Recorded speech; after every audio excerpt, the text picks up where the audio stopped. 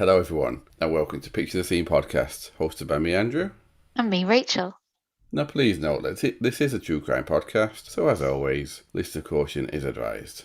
We would love you to interact with us on our social media platforms. We are active on them, albeit with differing frequency, and I'll leave a link to all of them in the show notes. And so, how have you been, Rachel? Is there anything that you'd like to confess? No, I don't think so. But now you ask me out of the blue, I'm wondering whether there's anything I would like to confess.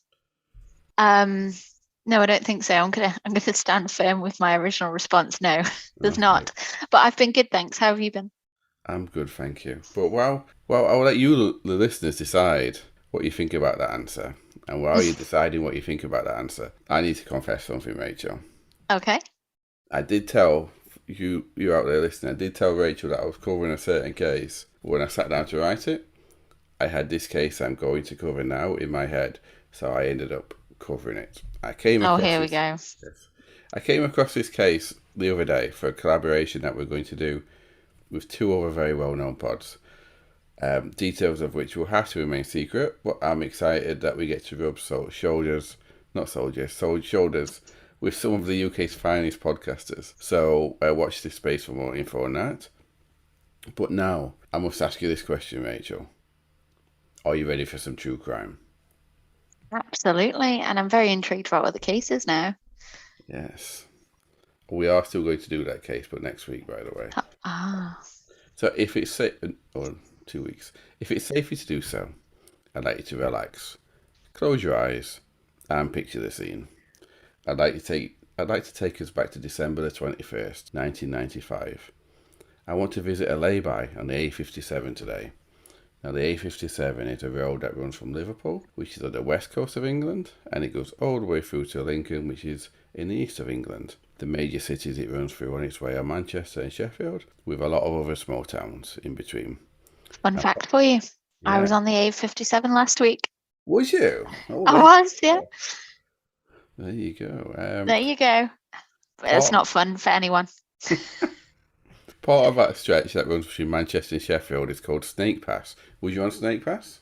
I was not on Snake Pass to the best of my knowledge. And I'm disappointed. Snake Pass is a hill pass in the Peak District that crosses the Pennines, and it's a beautiful part of the UK. I've done it many times. The lay-by was actually in a place called Cutthroat Bridge. Now, Sounds pleasant. Yes, it was called that not because of the crime I'm covering today, but because a local man 400 years ago was found murdered with his throat cut by another local man called Robert Ridge, great name, and two accomplices. Cutthroat Bridge was just outside of Sheffield. Now, due to it being quite an isolated place, that stretch, it tends to have extremes of weather and can be hard to pass sometimes in really bad weather. But on the 21st of December, the weather had ranged between a chilly 0 and -2 degrees Celsius, which is between 28 and 32 degrees Fahrenheit. Some of our UK listeners could only dream of weather reaching those kind of low temperatures given the current climate. Exactly. Now, I want to take you to this lay-by near the bridge called Cutthroat Bridge on the A57 because even though it was just days before Christmas, no Christmas spirit or joy seemed to exist. For two men at least. Before I introduce you to these two men, I'd like to introduce you to Walter McCarthy, who was 59 years old on his fateful day in December. Walter was just your average type of person. He was not renowned for anything really. He was approaching the twilight of his years, and he lived on Halifax Road in Sheffield on the day in question. In 1979, he married an Aphrodite Antoniou, who already had a son called Antoniou, or Tony as he liked to be called, and Tony was 6 at the time. In 1979, he and his mother moved to Sheffield to live with Walter. Aphrodite had returned to Cyprus, however, in September of that year, 1995, leaving Walter alone and in the UK. Single at an age where it's hard to find someone else, if you're that way inclined. Oh, and what about Tony? So we'll get to Tony. I feel like I have a picture of Tony in my head, and it's like whenever I hear the name Tony, I think of some mafia boss. Yes, Tony Soprano. Yeah. My favourite TV show. So, Couldn't get into Sopranos. Sorry. Just couldn't. Tried my hardest. listeners, are you hearing this? Last time she told me that she didn't like cheese. This time she tells me she doesn't like Sopranos. I'm beginning to think that I don't really like Rachel, but Oh we'll dear. persevere for the moment. Um, watch it again.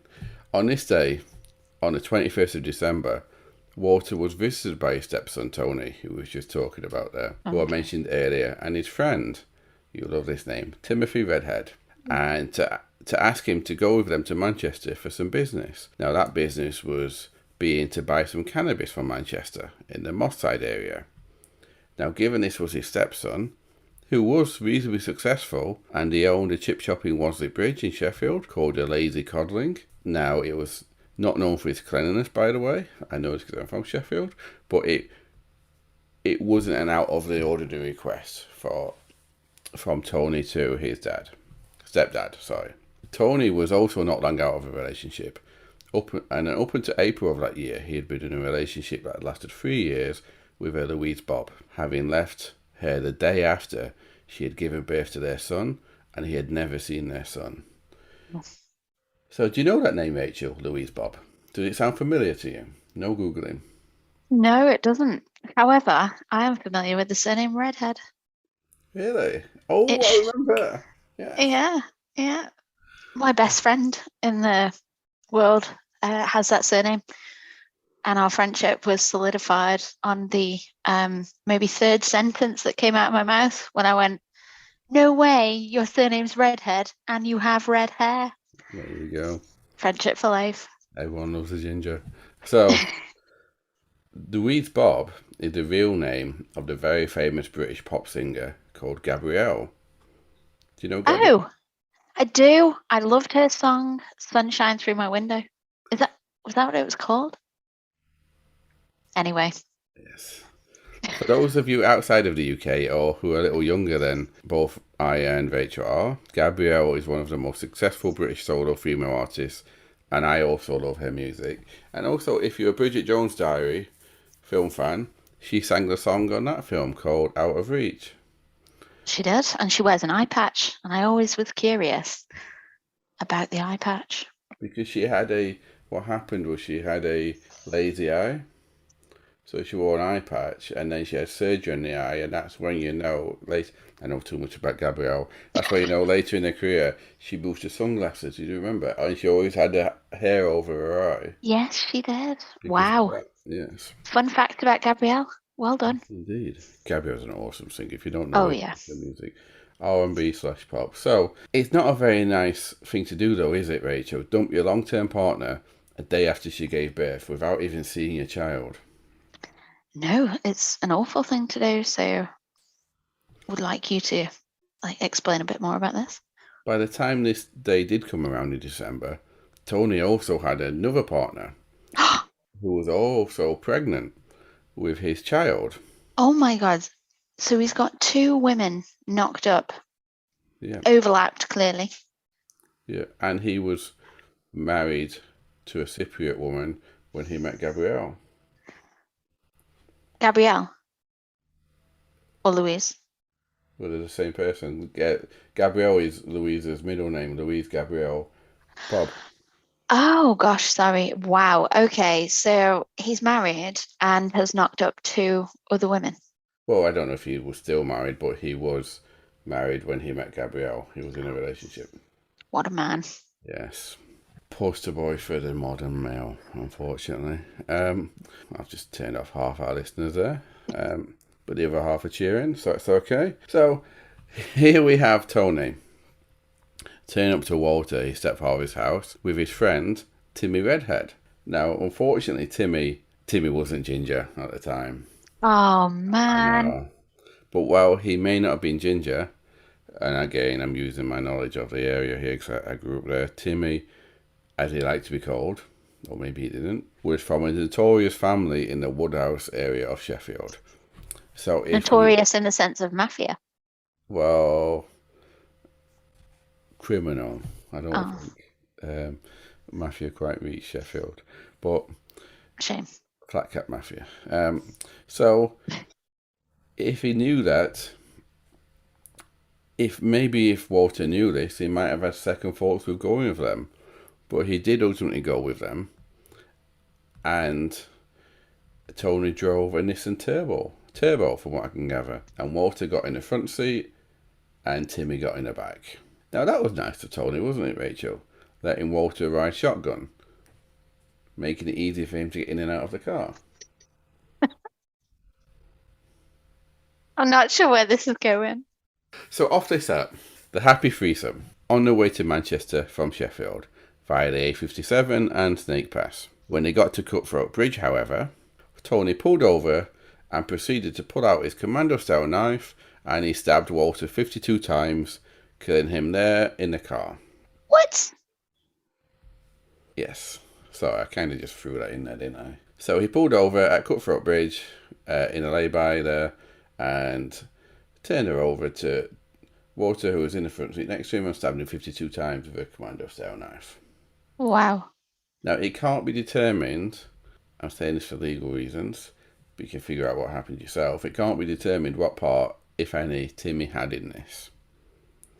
Now, after Walter was dead, Tony proceeded to get his samurai sword, because everyone... Actually, I didn't even put this in the notes, but Tony had a samurai sword because he used to, in his chip shop, use it to chop the heads off of the fish. I know that's just a normal act for a chip shop person, isn't it? But so he got his samurai sword out and he tried to chop Walter's hand off. Unsuccessfully, it turned out. However, he did successfully then manage to chop Walter's head off. Oh.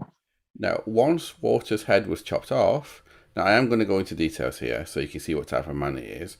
Thanks. He proceeded to swear at it, saying F you to it. Do you want to say that word out loud for me, Rachel? Fuck you. There you go. He said that to the head, to the severed head, holding it by the hair. He was punching it, and he was generally abusing it for 20 minutes before popping it into a plastic bag. Now, he abused it for 20 minutes because Walter had once told him that a severed head lived on for 20 minutes until its oxygen supply ran out. So he wanted to make him suffer for that time period. Wow. They dumped Walter's body at Cutthroat Bridge and then drove 150 miles to Bedfordshire, and they made a phone call to Timmy's mother, Catherine, and another relative of Timmy's called John Bland. So Catherine and John went to meet the pair, Timmy and Tony. Sounds like a comedy duo, doesn't it, Timmy and Tony? They went to meet the pair at Chalk Hole Farm Road in Dunstable and to give them a shovel that they had taken with them. Of Now, course. both Tony and Timmy dug a hole and emptied the plastic bag into a hole, with John Bland later stating that when he looked at the contents of the hole, he saw a man's head. Oh. Now, just to put any doubt to one side, though I don't see how he can have any doubts with all of that, when Timmy's mum, Catherine, heard the news later in the day that a man's body had been found, headless, she asked them both if they had killed the man, and Tony just started grinning. Now, the police quickly identified Walter's body, because even though at the time he didn't have his head, he had documents on him in his pockets that identified him. Now, it didn't take long, a few days, I gather, for them to arrest both Timmy and Tony, comedy duo, for the murder. Timmy denied he participated in the murder at every point, and he pled not guilty at the trial. Tony, however, he happily told the police that he killed Walter. Well, I say happily. At first he denied it, but during questioning, when it became obvious, then he admitted to it and he happily told the police that he killed Walter. But when he came to trial, he still pled not guilty to murder, even though he admitted it to the police when questioned. So why did he plead not guilty?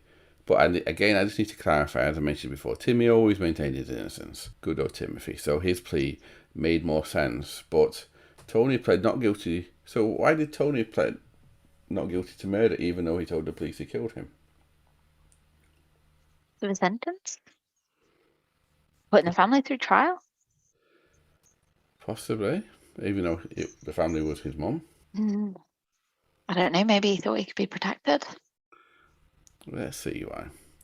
Now, Tony pled not guilty to murder because he pled guilty to manslaughter. Oh, yes. When he was arrested, he told police that when Walter broke up with his mum, Walter had boasted to his mum that not only did he have several affairs with other women while he was with Aphrodite, who was Tony's mum, remember, Mm-hmm. he had also abused both boys and girls, children.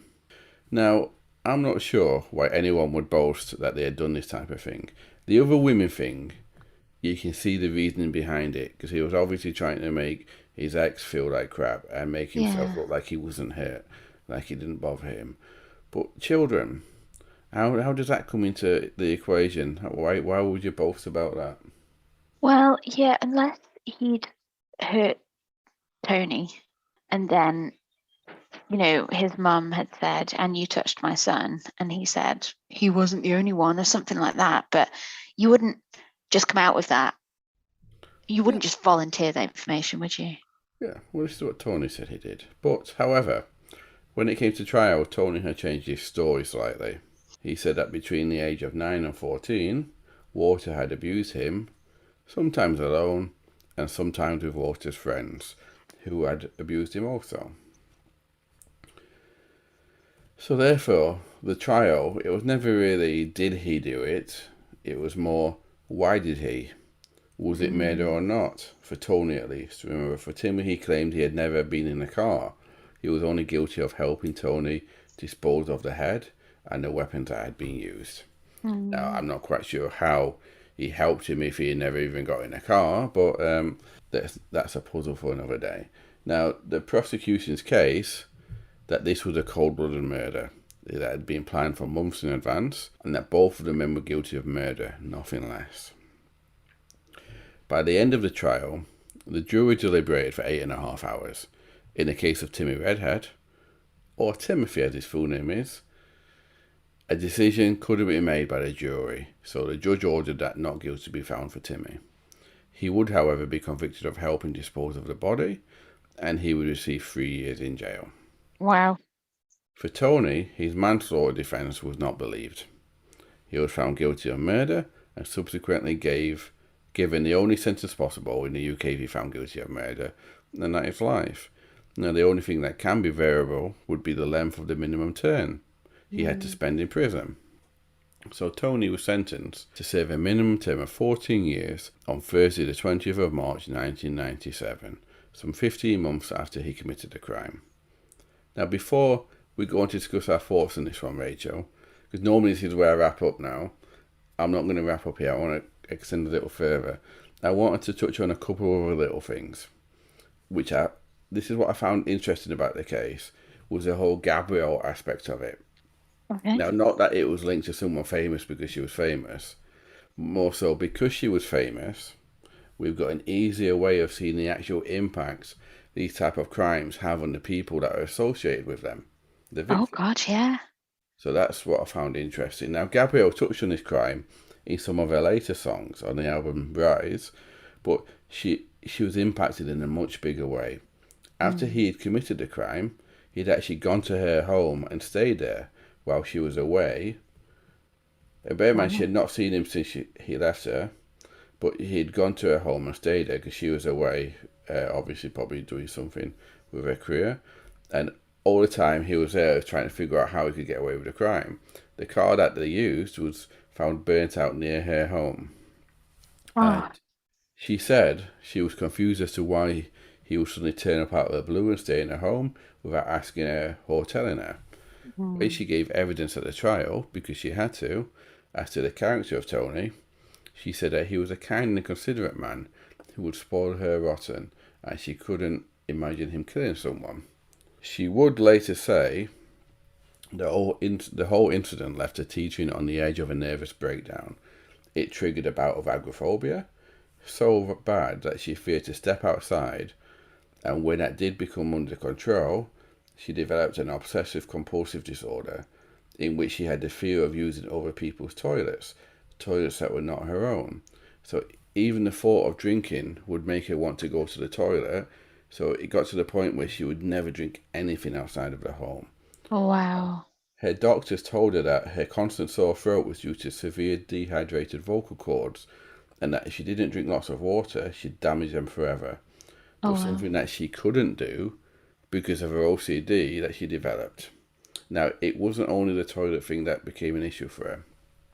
She became obsessed with home security due to Tony staying in her house without her knowing, having to check and constantly recheck all the windows and doors were locked. She also became obsessed about hygiene and cleanliness, showering 4 times a day and constantly washing her hands. She later said, "The palms of my hands got so dried out that they would actually flake, a skin condition brought on by my obsessive washing." Now, she couldn't even leave the house without going through the same set routine. Now, this is her routine, what she said she had to do. I checked the kitchen and the dining room in turn. I checked the handles on the doors and the window locks, and that the knobs on the cooker were facing the right way to check they weren't on. And I had to do it in the right order. If I forgot one of the things, I couldn't go out until I had done them all again. I couldn't break the chain. I didn't have any therapy because I didn't see it as a problem. I was just trying to feel more secure. Now, I think that's really interesting because it gives us an insight into how our life had been impacted in a way that we might never know. Because when you hear about crimes, you hear about maybe the immediate victim or the perpetrator, but most people in Gabrielle's position who were affected but not directly, they wouldn't have the voice to speak out in public once they'd gotten help, or maybe even never gotten help and Mm. got better. So I found this really interesting because she had a hiatus. I don't know if you know her career. She had a few years where she just wasn't seen in public at all, and it was because of all this. And so it's interesting that we got to hear about that. So Mm. it I shows wonder you. whether, Sorry, sorry, no go. how old was her baby when this happened? Well, it was April she gave birth to the baby, and this happened in December. It might have as well been wrapped up with a bit of like postpartum, like It, depression or it, baby blues as well, like I don't. that When does that come spiraled. on? Well, you see, I know of people who've been diagnosed like 5 years after their baby's born because there Ah, are these tiny habits that have been formed as coping mechanisms um, or things that people have done just to get by day in, day out that have kind of manifested themselves in behaviors like that have snowballed, years later. So yeah, sometimes it can be in the first couple of weeks with all the hormones rushing about, but sometimes it can transpire, years after in a traumatic incident that brings everything to the forefront and wow. but yeah, I mean, I'm not for 1 minute underplaying the impact that Tony being in her home and doing what he did will have had in her life, because that would have been awful in its own right. But then being a new mother of like a 7-month-old baby, coupled with that, must have been quite traumatic. Yeah. And I do think it's really valuable insight because like, she wasn't a direct victim, had probably never met Walter, and Tony wouldn't have raised his hand to her. I don't know that for sure, but maybe. However, the thought of somebody that's done that being in your home and in close vicinity to your child, and you being none the wiser to that, yeah, I absolutely agree that that would have had a lasting effect. Yeah, yeah, I think you might be right about the um, postnatal depression thing. But yeah, I don't have enough information or knowledge, but it could be. But there's actually one more thing I want to discuss. I just found that really interesting that Mm, they've got that insight. But there's one more thing I want to discuss. What yeah. actually happened to both of the accused after this crime?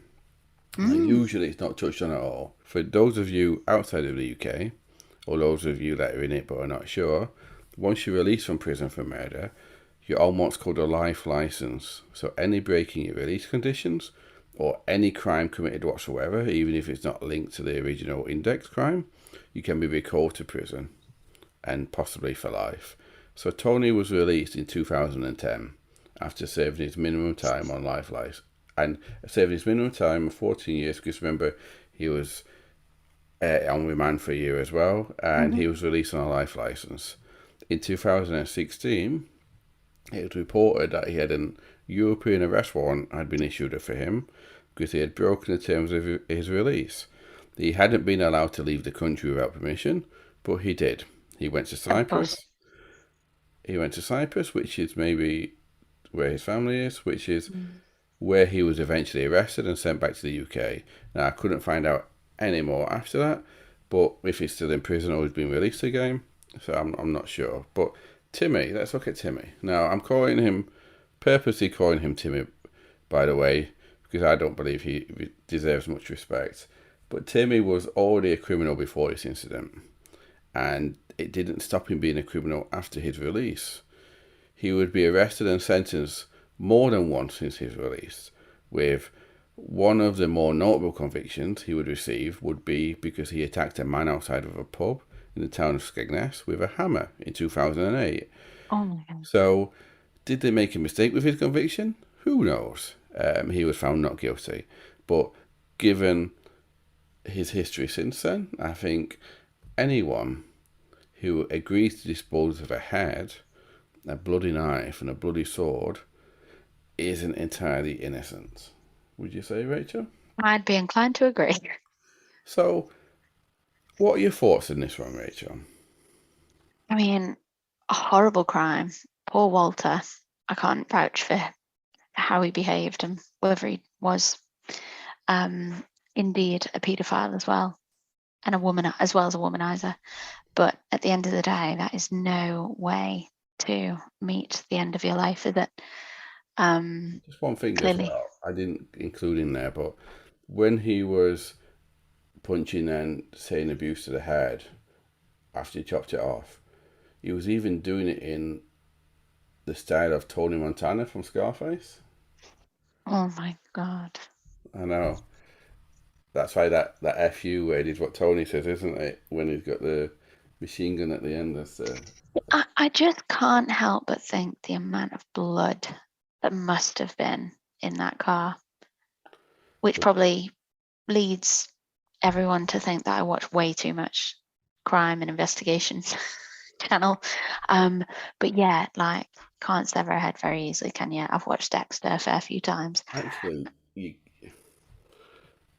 But unfortunately, but then to beat up the severed head and be shaking it violently, there's going to be a lot of blood spatter, right?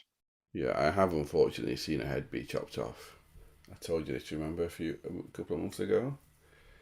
I clicked on the wrong video link on Facebook and it was in Mexico. Oh my God. It was a woman that had been linked to a drug cartel and it was some of the Mexican cartel members. Oh They my God. basically like chopped her hands off and then they chopped her head off. Wow. And it disturbed me for weeks. I really wish I never watched it. I didn't intentionally try and watch it, but yeah, no. So, why did I bring that up? Oh, the amount of blood spatter Yeah, from a head being chopped off. yeah, and how easy it was. So, yeah, it's just But I'm just thinking as well, like the logistics of being in a car, right? So say it's left-hand drive, yeah. yeah, So the passengers no, right-hand drive, sorry. So the passengers to the left of you. So you're using your strong hand, say for argument's sake, he's right-handed, because left-handed, even if it was your strong hand, would be even more tricky. yeah, But he's got his right hand to stab him that many times, yeah. It'd be and then frenzied, wouldn't it? yeah, but then to chop his head off, Well, he probably didn't chop his head off in the car because he was already dead by then. right? So I he was don't know. maybe I don't know removed. where. I don't know, but I'm guessing it's probably a Mm. bit of a health and safety thing trying to chop a head off in a car. I mean, I think health and safety is out the window, like out the door. It's gone. Not even a consideration. I'm sure he's not going to get in touch with his union for hurting his back by Definitely not. stretching over to stab him, you know, whatever. But yeah, no, that's awful. Like, thanks for that. I just, in general, thank you.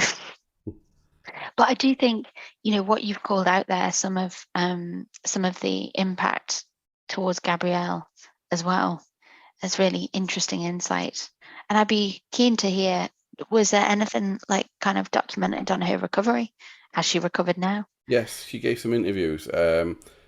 In I can't remember the date, but it was only a couple of years ago, I think 2019 maybe, that she feels that now she can move on with her career and stuff. Yeah, and Uh, like can leave the house and drink yeah, water and like without all of the ticks that she had yeah, to yeah. fulfill. Yeah. One of the things, I mean, there's links in all the show notes, but one of the interviews she had was that she can now identify when they're about to start, and it helps Mm, her manage them. So she absolutely. can see when it's an issue now, and it's It would have arising. been, it would have been even in 2019, it would have been really nerve-wracking kind of confessing all of that, wouldn't it? And how, it's still something that you battle with.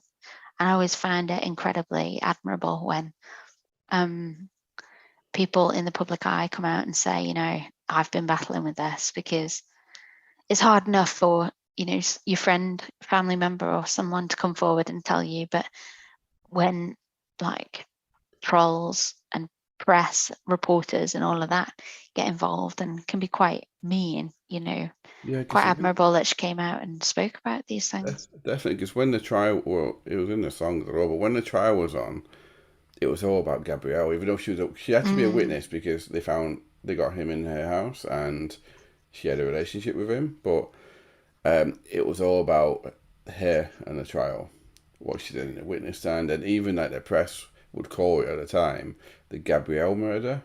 yeah. Well, So, I don't know whether you recall a couple of years ago, but a woman that went on a date with Ashton Kutcher was murdered in her apartment by her ex-boyfriend. And no, Ashton Kutcher had been out with her like once, and she was due to go to an after party of an awards ceremony with him that night. And she obviously didn't turn up, and he didn't go around to the house. There was nothing more in it than that. He just figured, oh, she's not interested. And it was like the Ashton Kutcher trial, because he had to give evidence towards having been with her a night before the lead up to the murder. And like, so he was a very small part of the whole thing. The whole thing wasn't even about the fact that she was dating him. But yeah, Hollywood kind of gripped on to the fact that this girl's dating a famous person. So tell you what, we'll kind of overshadow the fact that someone's lost their life here and put the Hollywood actor in the spotlight. And it's a shame, because the wrong thing gets the attention, doesn't it? exactly. So, for one last time, if it's safe for you to do so, I'd like all of you to relax. Close your eyes and picture the scene. You're in your local chip shop, and you can see the man in the back preparing the food, and he has blood on his apron. Would it make you think twice about buying your food? So, thank you all. Please do tell your friends about us and leave us a review or a rating if you use Apple, Podchaser, or Spotify. We'd be more than happy if you did that. Lovely. Thanks, guys. Take care. Thanks. Bye bye. Bye.